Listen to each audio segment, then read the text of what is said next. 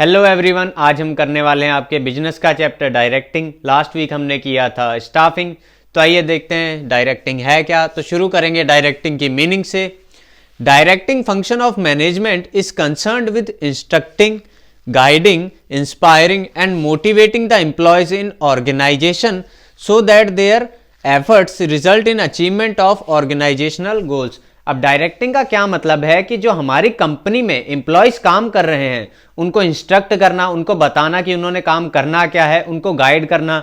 अगर उनको कोई दिक्कत आ रही है तो उनको बताना कि काम कैसे करना है, उनकी मदद करना, इंस्पायर करना, उनको काम करने के लिए, कंपनी में वेले ना रहने के लिए और काम करने के लिए प्रेरित करना, उनको मोटिवेट करना। मोटिवेट कैसे हो सकता है? उनका प्रमोशन करना या फिर उनको जॉब सिक्योरिटी पे क्वेश्चन पिक कर देना कि अगर आप काम नहीं करोगे तो आपकी जॉब जा सकती है। मोटिवेटिंग इस चैप्टर में हम पढ़ेंगे आगे कि कैसे कैसे होता है। अभी के लिए इतना ही। उससे क्या होगा, ये सब चीजें करने से क्या होगा कि जो हमारी ऑर्गेनाइजेशन का गोल है वह पूरा होगा। तो उसी को कहते हैं डायरेक्टिंग। अगर एक सिंपल लाइन में डायरेक्टिंग का मतलब समझें तो डायरेक्टिंग का मतलब है अपने एम्प्लॉयज से इस तरह से काम कराना कि हमारा जो ऑर्गेनाइजेशन का गोल है वह पूरा हो सके। तो आइए देखते हैं इसकी डेफिनेशन जो कि एक ऑथर के द्वारा दी गई है और उसका क्या मतलब है। तो पहले हम आपको बताते हैं कि इस डेफिनेशन का ऑथर कौन है। Ernest Dale. उन्होंने क्या डेफिनेशन दी है? Directing is telling people what to do and seeing that they do it to the best of their ability. Directing क्या है कि जो हमारी ऑर्गेनाइजेशन में एम्प्लॉयज काम कर रहे हैं उनको बताना कि उनका काम क्या है, उन्होंने करना क्या है, और फिर उसके ऊपर से उन्हें मॉनिटर करना या उन पर निगरानी करना कि वह उस काम को अपनी क्षमता के हिसाब से बढ़िया तरीके से कर रहे हैं या नहीं। तो यही है इस डेफिनेशन का मतलब। मीनिंग के बाद हम देखेंगे अब features, characteristics of directing functions.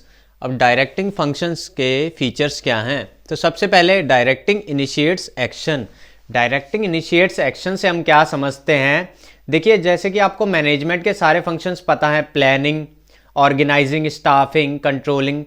तो इन सब में क्या है, एक्शन कोई भी नहीं लिया जाता। प्लानिंग में हम खाली प्लान करते हैं और उसके बाद ऑर्गेनाइजिंग में हम देखते हैं कि हमें कितने स्ट्रक्चर्स की ज़रूरत है, कितनी जॉब पोजीशंस की ज़रूरत है। फिर हम आते हैं स्टाफिंग पे। स्टाफिंग में हम देखते हैं कि हमें एम्प्लॉयज़ कितने चाहिए, उसके बाद हम एम्प्लॉयज़ को सिलेक्ट करते हैं।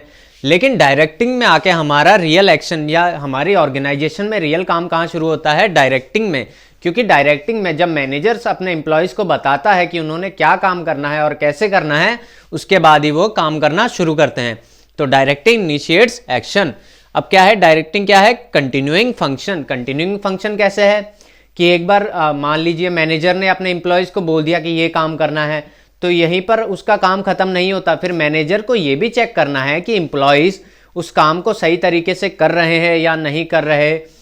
मैनेजर का काम उनको सुपरवाइज करना है, फिर टाइम टाइम पे मोटिवेट करना है कि कहीं जो एम्प्लॉयज हैं वो डीमोटिवेट तो नहीं हो रहे काम करने से। इसलिए ये कंटिन्यू रहेगा। डायरेक्टिंग का फंक्शन हम रोक नहीं सकते, ये कंटिन्यू ही रहता है। अगला आता है directing take place at every level. अब क्या है, डायरेक्टिंग का जो फंक्शन है वह परवेसिव होता है। परवेसिव मतलब एक फर्म में जितने भी लेवल्स हैं, भले ही वो अपर लेवल ओनरशिप वाला लेवल हो, बोर्ड ऑफ डायरेक्टर्स, या लोअर लेवल जहां पर वेजेस के लिए नॉर्मल एम्प्लॉयज काम करते हैं, डायरेक्टिंग सभी लेवल्स पे जरूरी है। ओनर्स मैनेजर्स को डायरेक्ट करेंगे कि उनको क्या करना है, और नीचे लेवल पे मैनेजर्स अपने वर्कर्स को डायरेक्ट करेंगे कि उनको क्या काम करना है। तो इसलिए डायरेक्टिंग सभी लेवल्स पे होता है, भले ही वो टॉप लेवल हो या लोअर लेवल।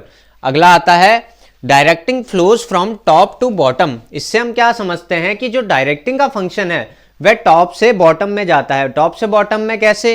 एग्जाम्पल, अब मैनेजर वर्कर को ऑर्डर दे सकता है, तो क्या है, अपर लेवल यानी टॉप लेवल से इंस्ट्रक्शन जो नीचे आए वो किसकी तरफ आए? वर्कर्स की। अब वर्कर तो मैनेजर्स को इंस्ट्रक्शन नहीं दे सकता ना, तो इसलिए जो भी डायरेक्टिंग फंक्शन है वो हमेशा टॉप से लोअर की तरफ होता है, यानी टॉप से बॉटम की तरफ होता है। ऑर्डर ऊपर से आते हैं और नीचे वाले एम्प्लॉयज को उनको सुनना पड़ता है। इसलिए डायरेक्टिंग क्या है? Flows from top to bottom. अब है परफॉर्मेंस ओरिएंटेड। डायरेक्टिंग करने का मेन मकसद ही क्या है कि हमारे ऑर्गेनाइजेशंस के गोल पूरे हो सकें। तो इसीलिए मैनेजर्स या जो भी BOD board of directors company के डायरेक्ट या इंस्ट्रक्ट एम्प्लॉयज को क्यों करते हैं कि उनका परफॉर्मेंस या कंपनी या ऑर्गेनाइजेशंस का परफॉर्मेंस बढ़ सके, इसलिए ये क्या है, परफॉर्मेंस ओरिएंटेड। अब हम देखेंगे इंपॉर्टेंस ऑफ डायरेक्टिंग, डायरेक्टिंग के महत्व क्या हैं। तो सबसे पहला है टू इनिशिएट एक्शन। इस पॉइंट को हमने अभी देखा था कि डायरेक्टिंग फंक्शन में ही आपका एक्शन इनिशिएट या शुरू होता है, बाकी फंक्शंस में तो सिर्फ आपको बताया जाता है कि क्या करना है क्या नहीं, लेकिन डायरेक्टिंग जब एम्प्लॉयज को इंस्ट्रक्शन दिए जाते हैं उसके बाद ही वो काम करना शुरू करते हैं। तो डायरेक्टिंग का इंपॉर्टेंस क्या है कि अगर एक्शन किसी भी काम को शुरू करना है तो उसके लिए डायरेक्टिंग होनी जरूरी है। अगर एम्प्लॉयज को इंस्ट्रक्शन ही नहीं होंगे कि उन्होंने क्या काम करना है तो वो काम कैसे करेंगे। अब बढ़ते हैं सेकेंड पॉइंट की तरफ, टू इंटीग्रेट एम्प्लॉयज एफर्ट। अब एक ऑर्गेनाइजेशन में बहुत सारे एम्प्लॉयज काम करते हैं, तो अब डायरेक्टिंग उन सबके एफर्ट्स यानी उन सबके काम को जोड़ता कैसे है। एक ऑर्गेनाइजेशन का फाइनल गोल क्या होता है, किसी प्रोडक्ट को बनाना या फिर मैक्सिमम प्रॉफिट गेन करना। तो इसके लिए एक ऑर्गेनाइजेशन में एक ही टाइप के एम्प्लॉयज नहीं काम करते, बहुत सारे अलग अलग टाइप के एम्प्लॉयज काम करते हैं, कुछ टॉप लेवल पे तो कुछ बॉटम पे।